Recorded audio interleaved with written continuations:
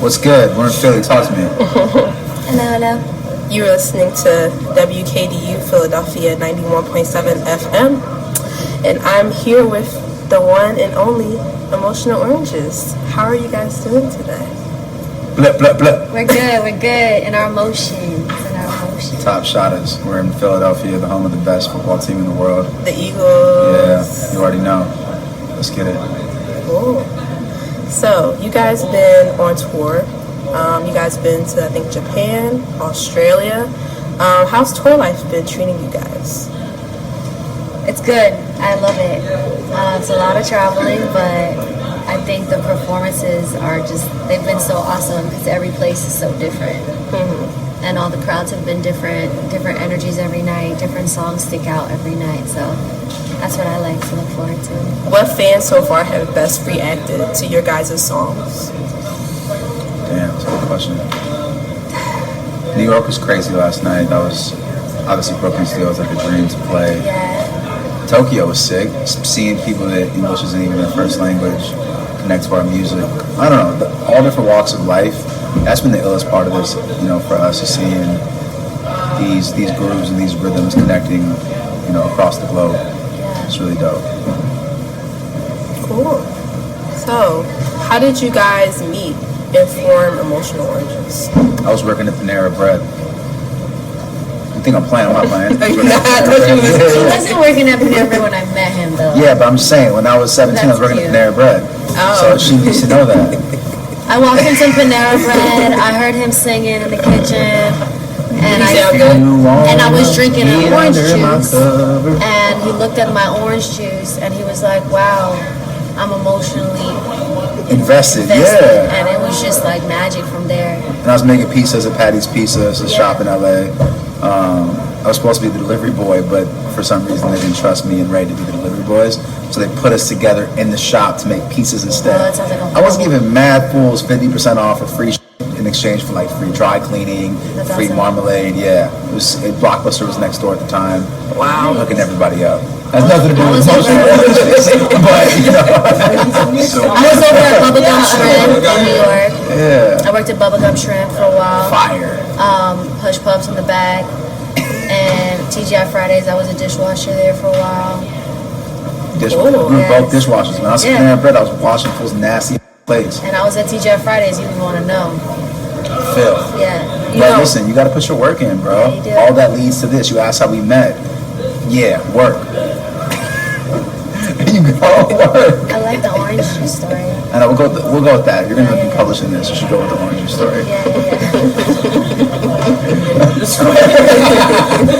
I think our manager just quit. No, we wrote. We got set up to write. We're just fans of each other's music, and then we got set up to do a writing session. And the first record came really, really naturally. It was a song called "Unless You're Drowning" on our first EP, and that in like 30, 40 minutes. Wow. Yeah, everything else came. I mean, listen, we've barely had a chance to really dig into the studio. I think when we actually lock in, it'll be something crazy. But we did Volume 2 in 2 weeks. Wow. Writing wise, production wise, it's taking a bit longer. But talking about just concepts and writing. Yep. How is the writing process for you guys? Because I remember I was watching one of your guys' YouTube videos and you were talking about how just like you, how that idea came up. So like, how does like usual songs like? They're you guys all different. Mm-hmm. Each song has been very different. Sometimes he has an idea and he has a hook and he produces like the foundation of the track, and like I'll come in and just freestyle. Or sometimes we sit there together and we freestyle together. Or sometimes we just talk about concept and then we work on the song. It's tight. You know what it is when you remove the it's like weird energy of like having to make something. I think when writers get set up, it's like you have to make something the first time you get in. When you take that out of it, just because we live in the same city and it's not like I'm not like flying to work with her and there isn't like a clock on. It's just like if you want to make some you vibe, amazing, and if you don't, there's no pressure, right? So I think that kind of just, and being adults and having lived life, we're not like 14 years old trying to write about love or write about temptation or write, you know what I mean? So I think that a lot of that, those factors go into it. What has been your favorite song? to make? It's And not I guess out your hardest song to make. yet. It's not out yet. And now, It comes out October 16th. It's called Sundays. Oh wow. Yeah.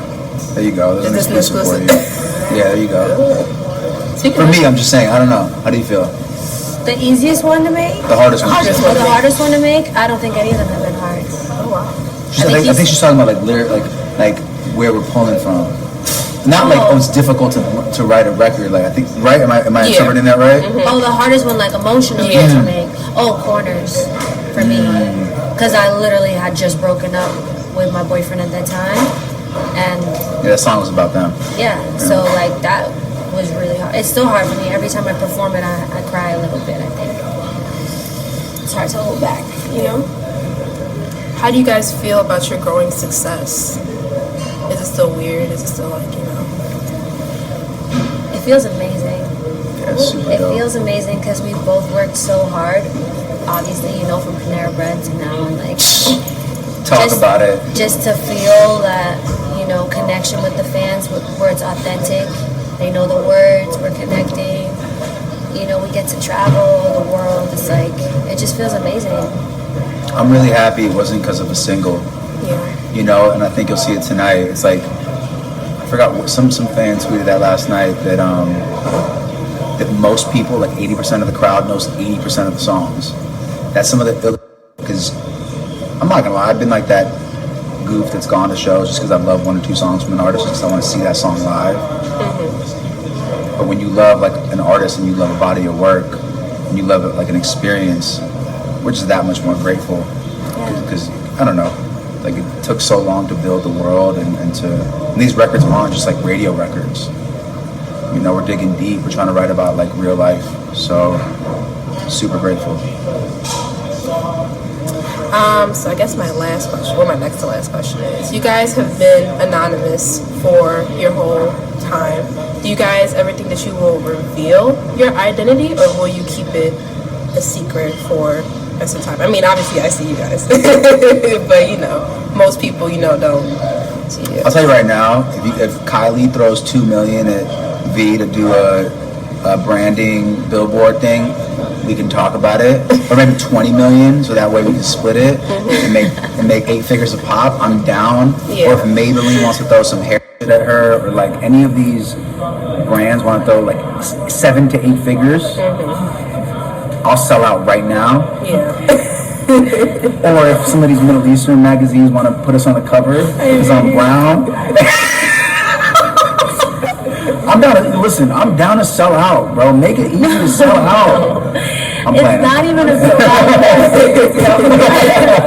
First of all, it's not like it's a secret. It's not like we're doing this whole like, ooh, let's keep it. We're just about the music right now and the feeling, the vibe, the movie, the experience. It's not like we're trying to like be secretive. We're just creating this movie and feeling, and we want people to just feel instead of look at things and attach to just that. It's deeper than that, and we're deeper than that, and I think that's where it comes from. And if it happens, it happens, but we're not leading with intention in that. You know? I love that. What a way to put it. Very eloquent. Yes. But I'm down. Listen, 7 8 figures. I will sell out right now. This. All right, don't I saw some fans outside when we got out of the car, and they were pointing. They knew that. If you want to see us come to the show, Just you like, will yeah, see yeah, us. like- Like we turn the lights on. We're not hiding behind a curtain. You know. There's what no I mean? mask. No, it's not. No we offense to surprise. Marshmallow, but we're not out here with fucking Or orange Dead on our Mouse. heads. Dead Mouse is dope. Stop playing. He's No, dope. I'm not saying I love that. No, but it's like if you want to, you know, We find used to us, you go find on us. about now. But we're not like, we're not. That's not even what our focus is. Not being seen. Our focus is the music, the lyric, the content. You know, go to the page, feel it. You know. Yeah, and honestly, I think the narrative should it's just you want to switch the perspective, and instead of thinking of identity as what you look like, I'm talking to the fans, identity should be what it feels like. Exactly. The DNA of it, you know, and I think you hear that in our songs, you hear that, you see that in the videos, you see that when you feel the merch, like, we'll get you some before you leave, like, that took months to make. It's not just like stock blanks. Yeah. You know, it's like cut and sew. We took real time. And she's doing her own line that we're going to drop, hopefully, Q1. Where all this, you see these hats, you see her rocking. We should make some boots, too. Why don't we? Just like one-offs. you know, where you get to feel the world. Yeah. You know what I mean? So, You know what? I don't want to keep going on about it, but what he said inspired me because, like, before social media, before computers, you just had newspapers, and people were just attaching to an experience. They had to go to a nightclub to see an artist or feel that. That's true. That is what I want people to feel with our music. Timeless. It's not attached to this social media world that, like... No one associates numbers with us. Have you realized that? No one's like, oh, they got 84 billion streams. Yeah. You know what I mean? That's really, really dope. But like they got 4,000 billion followers like on Twitter or Instagram. We got like 18,000 followers on Twitter and not even 100,000 on Instagram. So, I mean, I'll sell out. Give me 8 figures, bro. I'm down with the number game. So, I'm down with the numbers, bro. Our manager is freaking out on the side of it. Nah, it's love. Come see us live. We're tight. That's what I'm saying. She's really tight. So is he. I get to kid it and nothing. No. He's the So I'm delirious. He's Sorry. the fuel to my fire. Hey. So I guess my last question is, when will Volume 2 come out? November There we go. Manager man management. November 8th. Wow, that's 2 exclusives for you. Bang, Juice bang, Volume bang. 2. And I think it's a powerful record. It's tight. You know what I will say about Volume 2? We cut the space in between.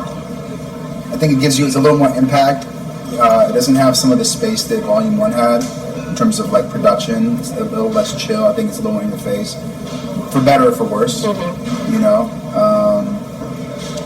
There's a song on there where she's talking about, whatever, we'll send it to you so you goes into it. But there's a song on there called West Coast Love that I think is going to get a lot of love, especially out here, ironically enough. It's really a West Coast song, but it feels like some 90s New York shit. Some Premier, some Pete Rock, Q-Tip.